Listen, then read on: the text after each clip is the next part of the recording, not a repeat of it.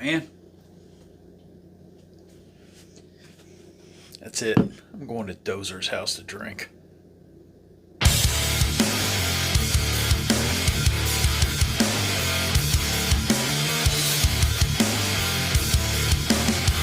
Hey, howdy y'all. We are here for day 17, bottle 17 in Mr. Dozer's den here. The Unicorn Palace, as some refer to it. Maybe I'll do some video and show you guys around later if he's cool with that. Absolutely. And we'll add it maybe toward the end of the video or something. Or maybe I just should come over here and do a whole feature on you. You know, we could do a series. We do it. One wall to the next. I think would be pretty cool. So. Appreciate it. All right. So before we get started, for those of you that have never met Ken or don't know Ken, Ken's one of the admins for Hardin County Bourbon Club, and he's also a member of Central Kentucky Bourbon Drinkers. And Ken is a bourbon connoisseur to a point. To a point. Yeah. Depends on how much he's harassing me that day, at how I look at his level. Well, equal opportunity harasser. That's right. So. That's right. Hey, somebody's got to do it. You know? If you're not having fun, why be living? You know what I mean? That's Totally what agree. It's all about. So, all right, y'all, we're going to just, Ken, just tell us a little bit about yourself and how you got into bourbon. Well, bourbon was, honestly, for me, it was a segue out of high school into college. And, $7 budget. So Right. it would be what we would consider rock gut today. I'm not going to name the brand, but it was definitely developed as a taste over time. Mm-hmm. I considered myself a purist for years and years and years, and I won't say that I condemned anybody for drinking it not neat or on the rocks, Right, but right. I was not a cocktail kind of guy. I liked when somebody would ask me, how do you like your bourbon? I would simply say, in a glass. Right. So 30 plus years and a very understanding wife that has allowed me to pursue the insanity. And it's been a lot of fun with her, being able to go just hop in the car and go on a random hunt. Right. And you never know what you're going to find. That's true. That's true. Some good, some not so good, but even the worst bourbon I've had. Hey, you never know till you try. That's right. You never know. And, you talk about college, and around that time, I didn't go straight to college. I did college later. I was in the military, so that's where my drinking began in high school in Germany, but then when I started bourbon, I was in the military. And Makers and Jim Beam, and my response would be if somebody say, how do you want your bourbon? And they'd say, do you want me to pour it in a glass? I'd say, well, it comes in a glass. So I'm right there Understand. with you. Right there with you. So moderation was not a word that I understood back no, then. I don't think it was in my wheelhouse at all. So some of your favorite bourbons. I lean more towards the weeded palate as far as my taste goes. So I definitely like the weededs. Huge Buffalo Trace fan, Weller fan. And then, interestingly, people look at me crazy when I say this, but if you ask me what your two favorites are, my number one favorite is going to be a William Drew Weller 2017 from the Buffalo Trace Antique Collection, and my number two favorite is going to be a Toasted Michter's Sour Mash in the limited run. And it's going to be a 90 proof or less. So they're totally on opposite ends. One's at typically 130 and change, and the other's at 90. But they are both so pleasing and so pleasant. And to me, that's what's so cool about bourbon. You may think you're a high proofer, or you may think you're a low proofer. Right. And then we all get surprised. We've been on several picks, and you'll do a pick, and all of a sudden, the distillery says, well, that's 144 proof, and it drank like it was 100 proof. Right. Right. Just gave you the warm glow and the hug. So, there's something out there for everybody. Yeah, and the greatest, another great thing about bourbon too is when you start out, and if you start out with a sweet tooth, the wheaters, and like I did, You know, Makers was my drink of choice until I moved back to the area in '96 and started going on all the tours. And you know, once you go on the tours and you realize how much is out there, people just getting into bourbon now.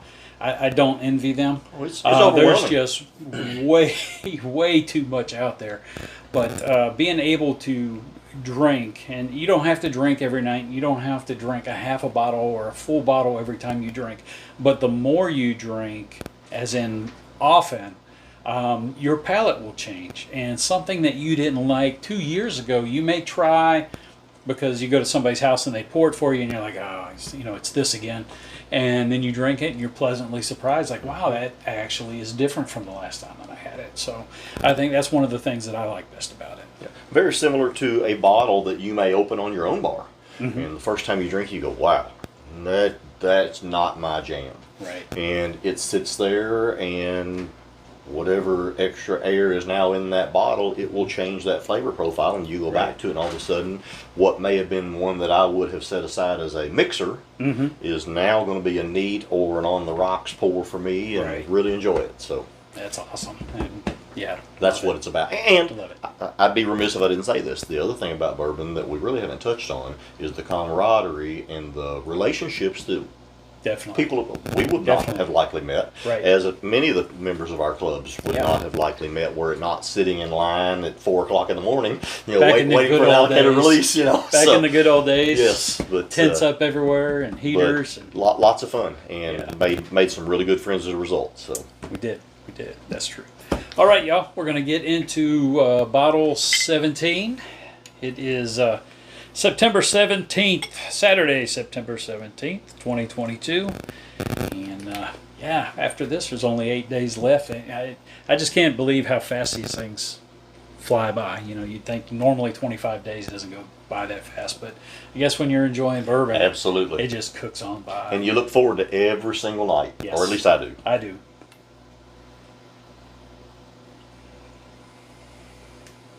Interesting. Yep. I get very little heat up front. Yeah, I mean, there's barely.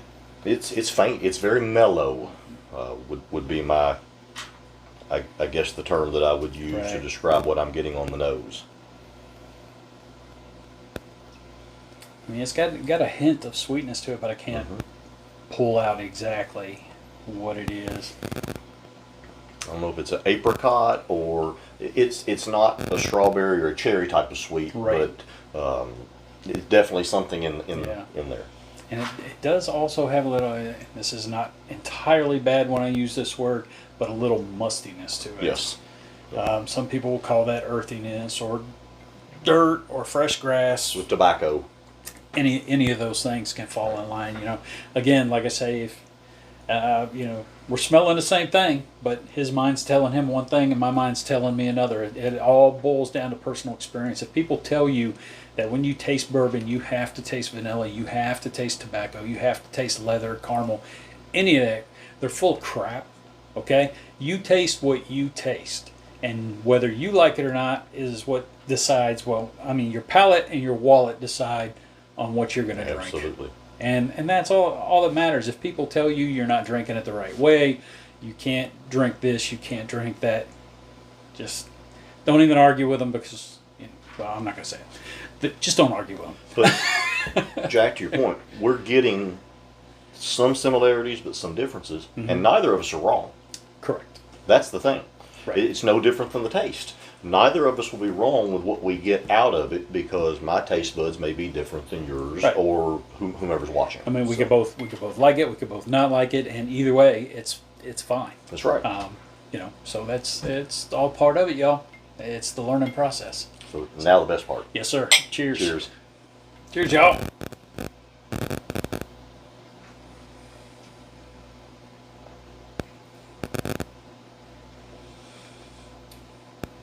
Ooh, that does bring the pepper. Yeah, I got spice on the very front end as soon as it hit, and it's still there. Yeah, It's right there, hanging in the back. and especially on the exhale. But as it softens on the tongue, I'm getting some of those sugary hints, not sweet by any stretch, but baking spice kind of, because the pepper, Right. the heat part of it It's is coming through still. Yeah. But as that starts to dissipate, I get more of the sugary.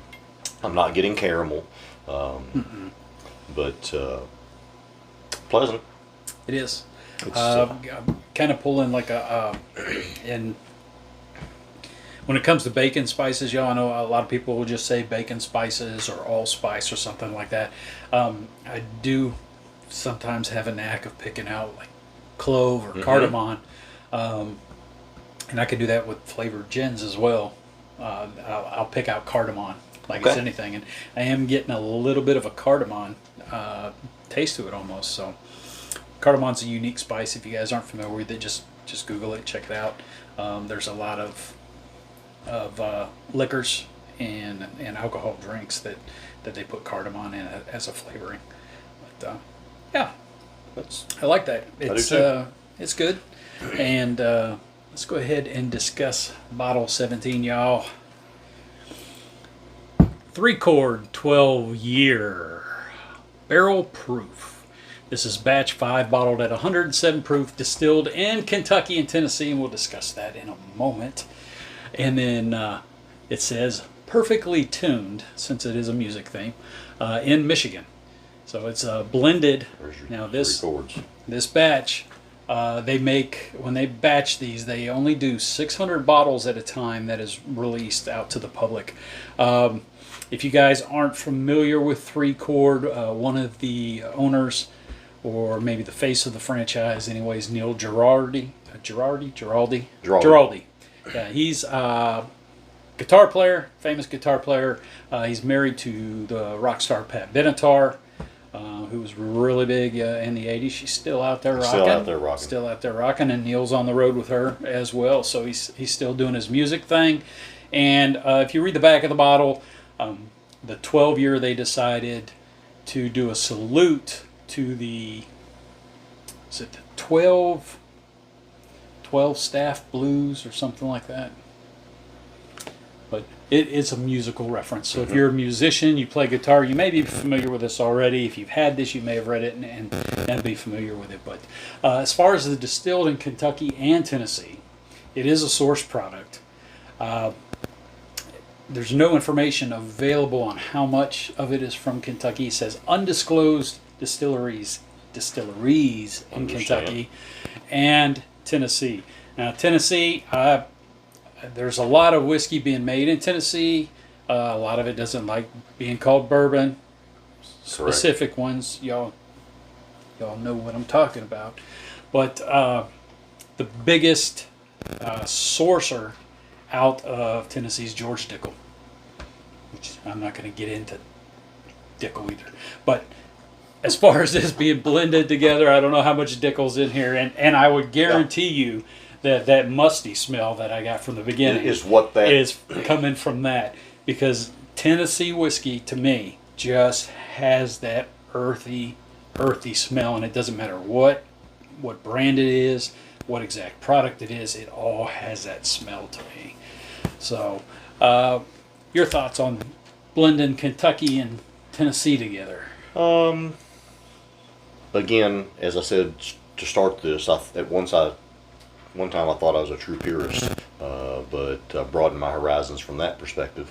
Once upon a time, I would have never, the one Tennessee whiskey that you're referring to, you would never have even found one in my home, because it just was charcoal filtered to me, just was not the same as traditional Kentucky straight bourbon. Yeah. Right. So, but that being said, the fact that this is a 12-year age statement on the bottle, I got a very pleasant but light nose, and it was a really cool experience from the tip of the taste buds all the way through. To the back. I didn't get a spot where I went, ooh, nope, no, I don't like that. So, yeah, this is one I would buy. Yeah, definitely. I think so too. So let us know in the comments what you guys think of Bottle 17, 3-quart, 12-year, bottled at 107 proof. Now, it is 12-year age stated. However, it does say on their website that some of the barrels may be aged up to 16 years that are blended, but because when they blend barrels of different age, if they're going to age state it, they have to go with the lowest year on the label. So that's why it's labeled as a 12-year. But either way, it's pretty good. I don't think I want to know how much Dickel's in here. If it is Dickel, I'll just leave that alone and say it's a good product. Yeah, it has some Tennessee. Definitely, Yes. definitely, yeah. All right, guys, gals, everybody. Thanks for tuning in. Video a couple nights ago, I said something about the YouTube channel. I started posting to YouTube this year instead of posting the video straight to the group. So if you would, I normally don't ask, but I asked the other night. I would just remind you one more time, and I'll let it be that. If you want to know when the video goes live on YouTube before it's posted to the group, just go to the channel, hit the little bell, subscribe, and you get a little ding that tells you a new video's been uploaded, and you'll be able to see it while I'm still in the process of loading it to Facebook. So, all right. Thanks again. Any final words? Well, are we going to talk about our treat? We will. Okay. I think at the end here. All right. It's going to go ahead and close this out, and then we'll discuss and we'll add that in. Little surprise for y'all. So, surprise. thanks everybody for tuning in, and we appreciate everybody's participation in the 25 days. And I want to thank Jack personally, because it's a labor of love to do this. It is not just grabbing 25 bottles and throwing a box. There's a lot of work that goes into from start to finish, and that would include the videos that we're doing now. So very much appreciate what you do. Well, thank you. Like you said, it's a labor of love, and I promote our native spirit. That's it. Always love it. All right, y'all. Have a great night. Be safe out there. Don't drink and drive, but do drink. And as always, bourbon on, y'all. Cheers.